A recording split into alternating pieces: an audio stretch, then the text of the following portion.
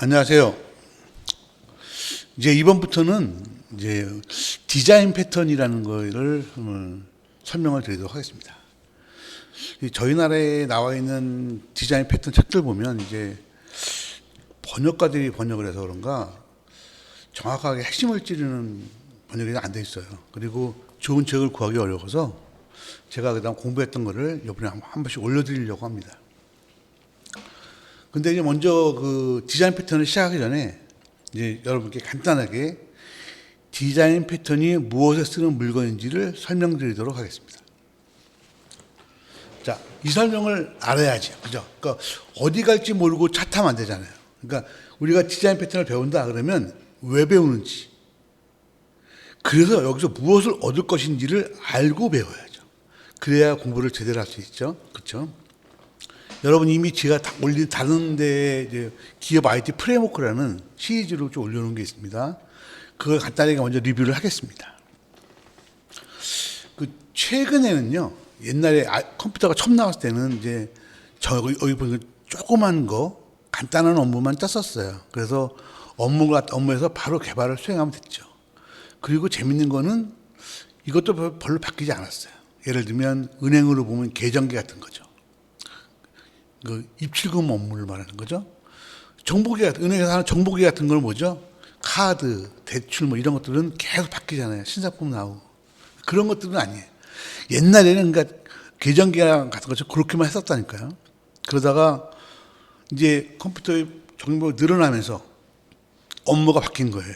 이제 은행을 보면 계정기를 하다가 카드나 대출 쪽도 업무를 하게 된 거예요.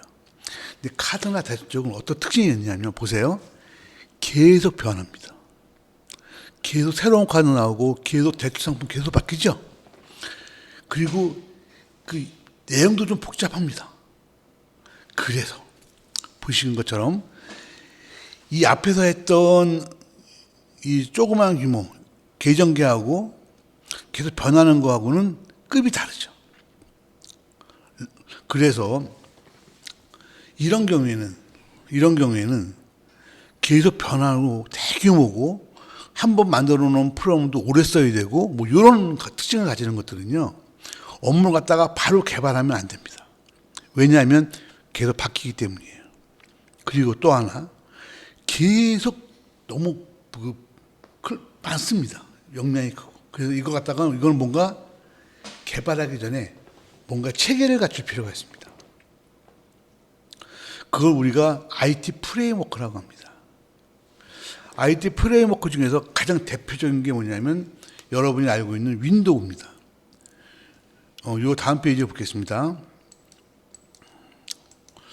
그 MS사에서 자기네가 만드는 윈도우를 개발하기 위해서 얼마나 복잡합니까? 또 계속 기능도 추가되잖아요. 그걸 하기 위해서 뭐를 했느냐? 데이터 타입을 정의되어 있습니다. 그리고 그거를 위한 윈32 API를 만들었습니다. 그래서 윈32 API와 데이터 타입을 이용해서 프로그램을 짜도록 하는 겁니다. 그걸 우리가 뭐라고 하냐면 윈도우 응용 프로그램이라고 합니다. 그래서 전 세계의 모든 개발자가 윈도우 응용 프로그램을 개발합니다. MS랑 상의하지 않고. 그런데 그 모든 프로그램은 상호 잘 작동하고 그리고 또 유지보트도 잘 되고 호환도 되고 또 다른 사람이 만든 거를 읽을 수도 있고 그렇게 돼버리는 거죠. 이유는 뭐냐면요, 윈도우 응용 프로그램을 개발할 때 가장 많이 쓰이는 기능과 데이터 타입을 갖다 표준으로 정해놨기 때문에 그렇습니다. 똑같은 개념이 이제 우리가 개발한 업무용 프로그램도 이제 복잡해진 거예요. 이제 그냥 막 개발하면 안 되는 거예요. 업무용 프로그램은 뭐냐면 업무용 표준함수. 보이시죠? 여기 똑같죠? 업무용 데이터 타입. 거기에 윈도우는 안 쓰지만 우리는 DBMS를 쓰죠. 그죠? 그리고 이거를 하다 보니 여기서 쓰는 많은 클래스 같은 것들을 표준화할 필요가 있고, 그죠? 이거를 하다 보니까 클래스를 많이 사용자 정의자 이런 거 많이 선언하게 되는데 이게 수천 개가 되는 거예요. 그럼 이걸 어떻게 관리를 해야 이걸 쉽게 활용할 수 있겠냐? 표준 함수의 구성 및 관리 방안, 응용 방안, 요것이 필요해진 거죠. 여기서 요거를 요쪽이 아니고 요 클래스 표준 함수, 클래스 및 표준 함수의 구성 및 관리 방안을 어떻게 하면 될 거냐라고 해서 그 선배들이 노하우를 묶어놓은 게 뭐냐면 디자인 패턴입니다. 이해하셨죠? 그래서 물론 이제 그거 말고도 개발 표준화도 있습니다. 여러분이 알고 계시는 스프링, 마이바트 같은 걸 이용해서 라이브러리를 모아놓는다랄지 표준화한다랄지 이런 것들도 있죠. 이것들이 다 모여서 이건 뭐냐면 기업에서 쓰는 MS가 한 건 뭐죠? 시스템에서 하는 건 시스템 IT 프레임워크는요. 제조사가 주관이 되는 거죠. 사용자의 의견을 반영하지 않죠. 업무용 IT 프레임워크는 뭐죠? 사용자의 의견을 반영해야 되는 상황이 다르죠. 그래서 이거는 업무용 IT 프레임워크, 그 기업의 업무용 IT 프레임워크는 이렇게 구성이 되고요. 이것이 만들어진 상태에서 개발을 해야 됩니다. 마치 뭐랑 똑같으냐면 전 세계 모든 사람이 다 윈도우용 프로그램, 윈도우에서 돌아가는 프로를 만들어 팔아먹잖아요.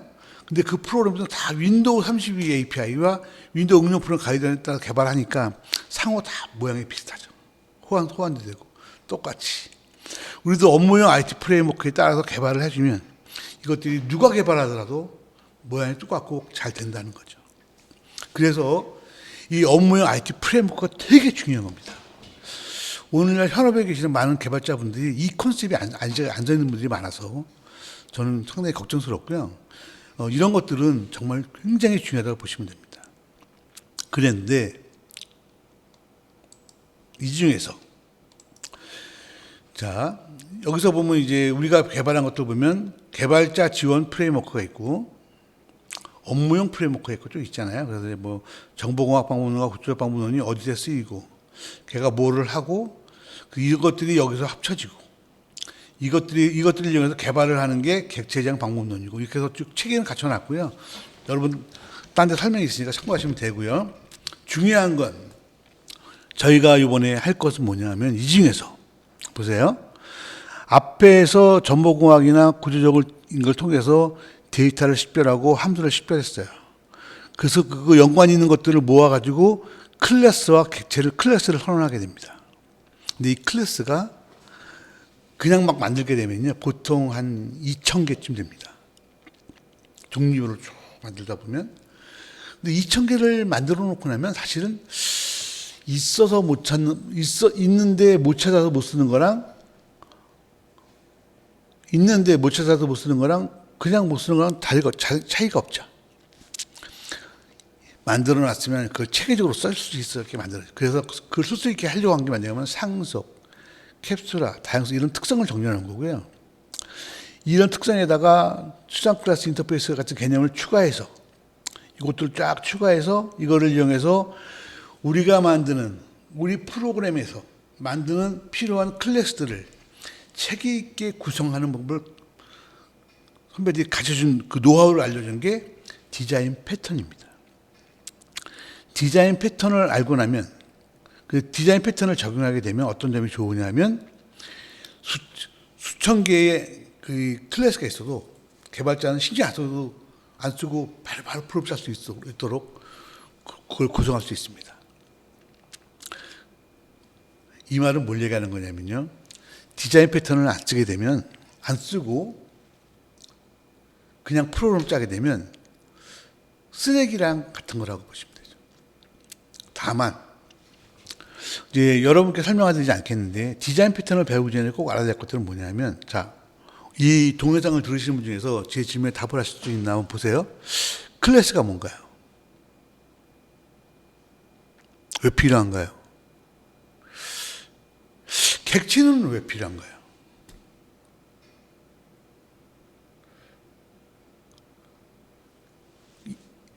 왜 객체 지향 프로그램이라고 말을 하나요? 클래스 지향 프로그램이라고 하면 안 되나요? 객체 지향 프로그램이라고 왜 붙였을까요? 클래스를 만들 때 클래스는 왜 만들어야 되나요? 그래서 클래스를 만들 때 어떤 가이드라인을 같이 나요? 클래스 만들 때 꼭 지켜야 되는 가이드라인 5가지가 있습니다. OCP 같은 것들도 있고 싱글 뭐 여러 가지가 있는데 그것들이 지금 머릿속에 떠오르시나요? 혹시 그것들이 안 떠오르시면요, 그거를 먼저 아셔야 됩니다. 제가 올려드리는 다른 곳에 다 있으니까 그걸 아시고요. 그거를 아시고 난 다음에, 그래서 기본적으로 클래스가 뭔지 객체가 뭔지는 아시고 난 다음에, 그래서 클래스를 어떻게 만들어야 되는지에 대해서 논리적으로 본인 스스로 익숙하게 익힌 다음에 그 다음에 배우는 게 뭐냐면, 그래서 이제 만들어 놓은 클래스를 어떻게 하면 체계적으로 구성할 거냐를 배우시는 겁니다. 그러니까 오늘부터 제가 설명드리는 디자인 패턴은요, 제가 좀 전에 물어봤죠? 클래스가 뭐냐, 객체가 뭐냐, 클래스는 왜 필요하고 객체는 왜 필요하냐. 이 질문에 답을 하지 못하시는 분들은요, 그걸 먼저 공부하셔야 됩니다. 제가 아는 어떤 분이 그러더라고요. 그분도 한 30년쯤 하신 분인데, 클래스가 뭐냐고 술을 먹다가 우연히 얘기했더니 그분이 그러더라고요. 그분 30년 하신 분인데, 지금도 하나 계신데요. 클래스는 고객이 정해주는 거야? 이렇게 얘기하시는 분이 있었어요. 좀 개인적으로 좀 충격적이었어요. 왜냐하면요, 클래스는요, 그런 게 아니에요. 클래스는 우리 프로그램을 위한 사용자 정의자료예요. 이런 컨셉이 정확히 서야 됩니다. 그게 쓴 상태에서 요 내일부터 하는 저희 디자인 패턴 강의를 들으셔야 여러분이 비로소 이제, 그러니까 오늘날 시점에서 이제 개발자가 되는 겁니다. 지금 우리나라에 있는 많은 개발자들은요, 개발을 하면서 아직도 클래스가 뭔지 모르고 개발을 합니다. 그리고 프레임워크가 왜 필요한지를 잘 모릅니다. 이것들을 모르면요, 프로그램은 당연히 제대로 작동될 수 없고요. 프레임워크 없이 막 짜는 프로그램이 개발자 30명이 모여서 짰는데 그 30명이 짠 소스가 일관성 있게 나올 수가 있나요? 프레임워크가 없었는데 말이 안 되죠. 그래서 우리가 기업 IT 프레임워크라고 제가 이름을 붙인 겁니다. 이제는 MS나 그런 오라클 같은 회사에서만 프레임워크를 쓰는 게 아니고 일반 기업들도 자기네 IT에 프레임워크를 써야 됩니다. 왜? 그만큼 프레임이 복잡하고 개발된 프로그램이 많이 사용되고 오래 사용되고 지속적으로 변화되기 때문입니다. 이해하셨죠? 그리고 프레임워크를 구성하는 처음의 시작은 클래스와 객체이고요. 두 번째가 디자인 패턴입니다. 세 번째는 여러분이 알고 있는 리팩토링입니다. 제가 나중에 설명을 다 드릴 예정으로 있습니다. 그래서 이번 시리즈에서는요, 디자인 패턴을 설명할 예정입니다. 이제 여기까지 해서 디자인 패턴이 어디쯤에 있는지를 이해하셨을 것 같고요. 이제 내일부터는 디자인 패턴에 대해서 설명하겠습니다. 다분히 현실적인, 그리고 현실을 어떻게 적용할 거냐를 설명할 거고요. 기존에 책에 나와 있는 것처럼 샘플 하나 설명하는 거 이런 거는 안 할 거니까 혹시 만약에 이쪽에 관심 있으신 분들은 그거 들으시면 크게 도움이 되실 거라고 생각합니다. 그럼 다음 시간부터 디자인 패턴을 공부하도록 하겠습니다. 감사합니다.